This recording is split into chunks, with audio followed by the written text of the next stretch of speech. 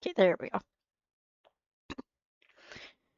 Let me see something. Okay, I think I got everything up and going there. Yay! Welcome in, guys. Okay, so we are in Act 2. Uh, we just ended up back in Wonderland for the second time. Uh, Genzo and I seem a bit closer this time. Uh, Everything seems to have taken place still, but I think some things are missing, or at least might be changed a little bit, because when uh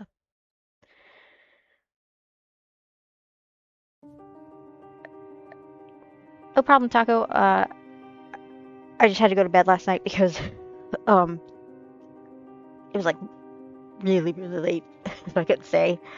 Um you're one I haven't given a shout out to yet. Oh, okay, that changed now. Beforehand it was a younger Iggy with an adult. Now it's Genzo and Iggy. Okay, well that shout out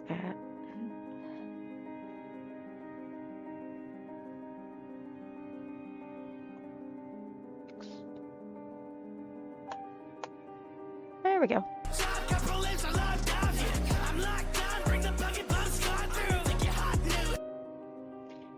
And unfortunately Genzo is still blind, but at least we found out some things as to how it happened. If you guys want to find that out, you can go back and watch the VODs. I will also be posting these on YouTube. I don't know if I'll do them separate or if I just want to make one huge video. I still gotta decide that. But for now, we're back in Wonderland. Iggy didn't watch the sentry get killed this time. He had a sense something bad was going to happen, so he ducked. And sure enough, it happened. So let's get back into it. First steps. We're back at the tongue. Okay, I had this choice again between going with the tomato head looking guy or the tongue. The safest route is the tongue.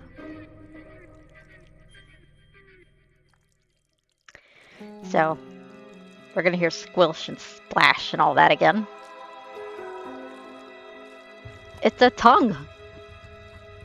That's why it sounds wet.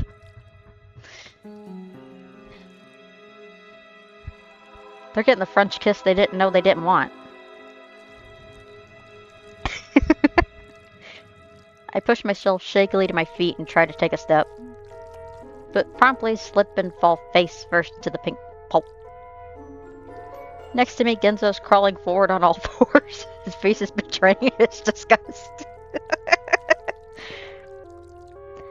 This is the most disgusting thing I've ever done in my life. He pauses, raises a finger in the air. Oh boy, we're about to get a story. Scratch that. Second most disgusting thing. Yeah, I figured he was going to say that. I shakily rise my hands, fingers sinking into the tongue's flesh. Why do I feel like I don't even want to know? Probably because you don't. I wince and follow after him, saliva quickly saturating the knees of my jeans. It's slow going. I keep my eyes trained forward as I crawl, trying not to look or think about the...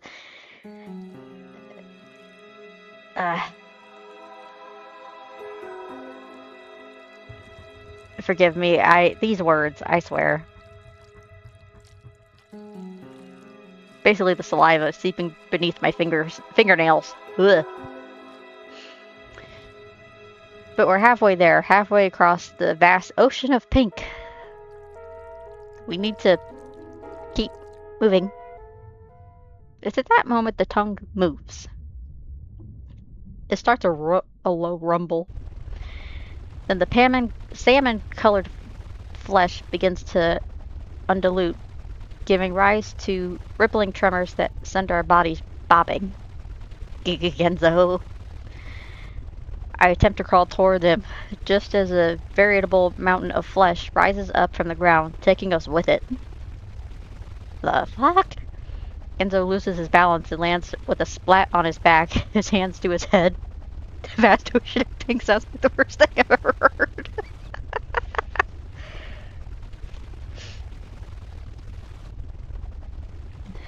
The growing hillock takes us up, up, up, higher and higher, before just as suddenly shifting gears and rolling like a wave. The upsurge of flesh ripples, crests, then surges forward, taking us with it. I lose track of up and down, slipping and sliding across the slick surface. And only once it slows to a stop and my body slides limply down the slide of flesh.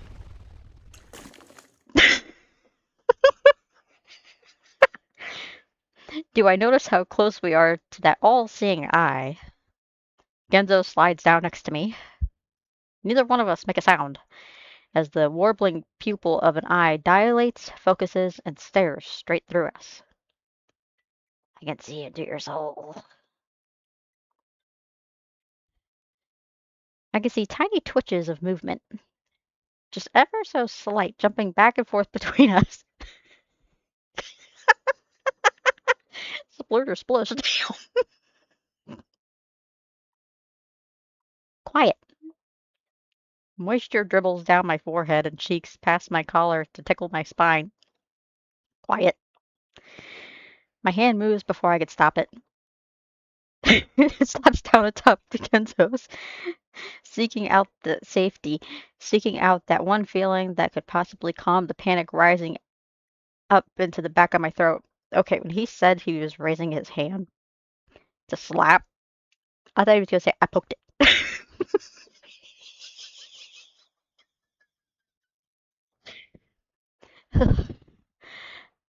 Because to be honest, that's my first thought.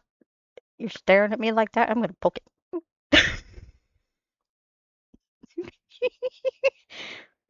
I catch Genzo shooting me a look of unsure bewilderment as my fingers dig into his knuckles. And now it's purring. Okay. But before either of us could do anything else, a sudden shadow overtakes us. I look up just as the tongue's giant tip curls around, stretching toward us like a probing worm. The slab of wet flesh engulfs both of us at the same time. Ew. It presses into our necks, chests, and faces, squirming and wriggling as I retch my head to the side with a gasp to keep from suffering. Massive globs of sticky saliva drip onto my head, cling to my curls, drip over my eyes. It oozes and crawls up and down my skin, grinding into my hair, slurping in at my ear, my chin, my collarbone.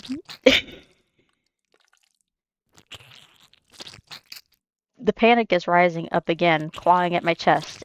Yeah. I can't breathe. Can't see. It's in my hair. My eyes are pressing against my mouth. My hand is so tight around Genzo's now, I can feel it shaking. That's when Genzo's hand moves. It twists away out of my grip for a moment. My heart freezes with cold dread. Then it twists back, repositioning itself even though the sticky sliminess of the saliva so that it can take my hand properly, fingers intertwining with my own. The dread melts away, and the panic twisting my shoulders into knots uncoils itself. I'm breathing properly again, even through the mucus-like muck, even through the wriggling leech sucking at my cheeks and forehead. I focus only on his hand. Finally, the tongue pulls away, leaving me looking like I've just been frisked by a slug.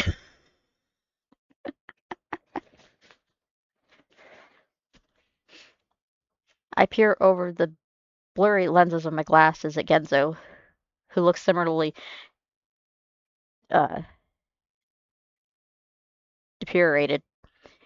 If I never have to experience that again, if I never have to experience that again, it'll be too soon. But no sooner has Genzo's smart retort left his mouth than a giant watery pupil of our captor moves. It whirls backwards, pulling a full circle before returning to its previous position. Only this time, sporting thousands and thousands of tiny lines. One of the lines pops open, revealing another smaller eye, followed by another and another. Popping open by the hundreds, countless dots of white atop the shuddering surface. And it's about to scream. Then the biggest line of them all, one that bisects the entire eye, splits wide open to a giant roar. I've always wanted to be appetizing, but not like this. Genzo screams as the creature shrieks again. Behind us, the tip of the tongue has uncurled itself. And now the entire tongue is rising, tilting, forming one monstrous slide of doom that ends straight inside that nightmare's mouth. I scramble into motion. But the higher the tongue tilts, the further I slip. And all I can do is keep from tobogganing straight into that ever-wheeling maw.